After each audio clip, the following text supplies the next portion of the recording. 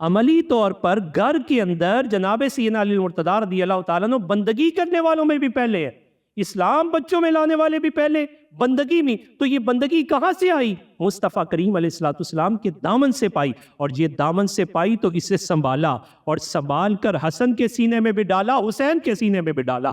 گھر میں جب پہلے سجدہ مصطفیٰ کریم سے سینے سے لیا اور وصول کیا تو اتنا مضبوط تھا کہ کربلا کے میدان میں سجدے میں سر تو کٹ گیا لیکن ایمان کا نور اسی طرح چمکا. یہ وہ جناب علی المرتضیٰ رضی اللہ تعالیٰ نے نور منتقل کیا تھا اپنی اولاد کے اندر کہ یہاں کربلا میں سختی کے عالم میں بھی سر سجدے سے ہلا.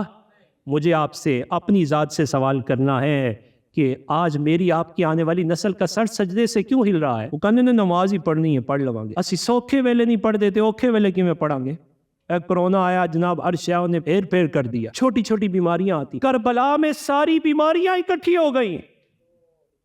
کوئی بندہ بتا سکتا ہے کہ اس خاندان سے اذان بھی چھوٹی ہو؟ کربلا کے میدان میں نماز بھی سجی تو کمال انداز میں سجی ہے، پردہ بھی بچا تو کمال انداز میں بچا. یہ حضرت اقبال کی اس بات پر ہم بات کو ختم کریں گے. اقبال کہتے ہیں کہ عصر حاضر میں مٹریلزم کا غلبہ ہے. اقبال اپنے دور کی بات کریں، کہتے تعلیم بہت ہے لیکن تربیت بہت کم ہے. کہا تعلیم رہے، اور تعلیم بھی اقبال کہتے ہیں کہ تعلیم پر بھی مٹریلزم کا غلبہ ہے. ہمارے نزدیک وہی تعلیم زیادہ منفعت والی ہوتی ہے جس تعلیم سے نوکری اور مال اچھا آتا ہے. اور اقبال کہتے ہیں یہی وجہ ہوئی کہ اب جو مزید آنے والا دور ہے اس میں اگر کوئی انسان کو انسان سے دور کرنے والی چیزیں آ گئیں تو انسان اپنے قریبی رشتوں کو بھی کھو دے گا. آج وہ دور ہے. آرٹیفیشل انٹیلیجنسی نے کیا کیا؟ بندوں کو بندوں سے دور کر دیا. پہلے روٹی دے ٹیبل تے سارے اکٹھے ہو جاندے سن، ہوں روٹی دا ٹیبل بھی گیا، گھر روٹی پہ بھی اکٹھے نہیں ہو رہے. تو اب ان کی تربیت کون کر رہا ہے؟ وہ مغرب زدہ میڈیا کر رہا ہے. تو جب مغرب زدہ میڈیا ان کی تربیت کرے گا تو وہ کبھی بھی گنبد خضرا سے جوڑے گا نہیں، وہ کاٹے گا. اقبال نے اسی لیے کہا تھا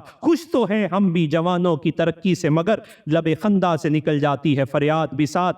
اور کہتے ہیں ہم سمجھتے تھے کہ لائے گی فراغت تعلیم، کیا خبر تھی کہ جلائے گا الہاد بھی ساتھ. اور کہا گھر میں پرویز کے شیریں تو ہوئی جلوہ نما، لے کے آئی ہے مگر تیشہ فرہاد بھی ساتھ. اور آخری بات اقبال نے جو کی، کہا اب موقع یہ ہے نیا بیج لو اور اسے بو. جو پرانا بیج بویا ہے وہ اتنا خراب ہونے کا خدشہ ہے کہ اگر کاٹ لیں گے تب بھی نہیں بچے گا، کاٹ کے لے آئیں گے تب بھی شرمندگی ہے. کہا ریویو کرو اپنے آپ کا، ذات رسالت مآب کے ساتھ اپنے آپ کو جوڑو اور سوچو جو نور تمہارے سینوں میں سلسلہ بسلسلہ منتقل ہوا ہے اسے اپنی اولاد کے سینوں میں بھی منتقل کرو.